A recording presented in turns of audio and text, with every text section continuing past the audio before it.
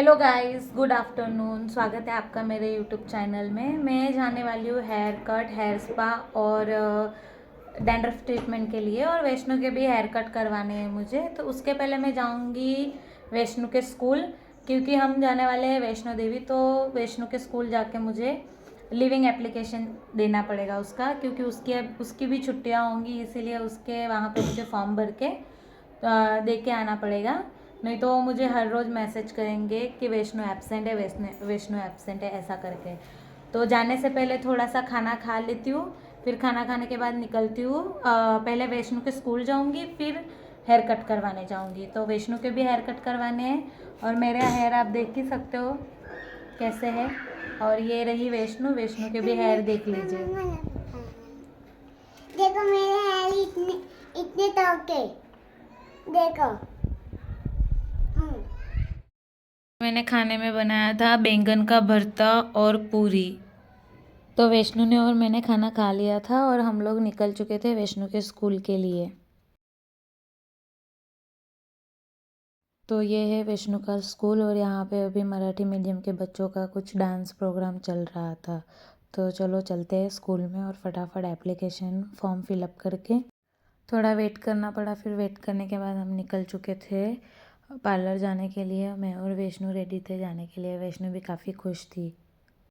फिर वैष्णु ने मुझसे फ़ोन ले लिया और कहा कि मैं करती हूँ वीडियो और आप चलाओ गाड़ी। तो फिर हमारी वैष्णु बन चुकी थी कैमरा मैन, नहीं सॉरी, कैमरा वुमन।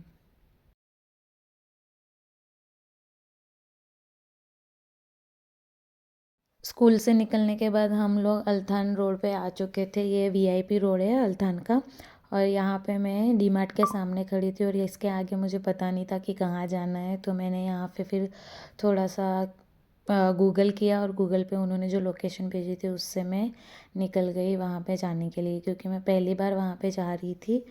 तो मुझे पता नहीं था, इसलिए गूगल करके जाना पड़ा। और जाते समय ये थोड़ा सा रास्ता अच्छा लग रहा था, इसलिए इसका भी थोड़ा सा शूटिंग कर लिया। फिर हम वहाँ पे पहुँच गए, और हम बहुत लेट हो चुके। हमारी 1 बजे की अपॉइंटमेंट थी, और हम बहुत लेट हो चुके थे। तो फिर जाते ही फटाफट से वहाँ पे हमारा ट्रीटमेंट शुरू हुआ। जो भी डैंड्रफ ट्रीटमेंट था वो शुरू किया, और वैष्णु मेरी गोद में आके बैठी थी। फिर उन्होंने सीरम लगा के मुझे बिठाया। तो मैं 15 मिनट का रेस्ट था मसाज के बाद। फिर उसके बाद उन्होंने फिर से हेयर वॉश करवाए। वॉश करने के बाद सारा कुछ ख़त्म किया। मैंने ज़्यादा वीडियो नहीं लिए थे, क्योंकि बीच में कोई वीडियो लेने वाला था नहीं। ट्रीटमेंट के लिए अच्छे से बैठना होता है इसलिए।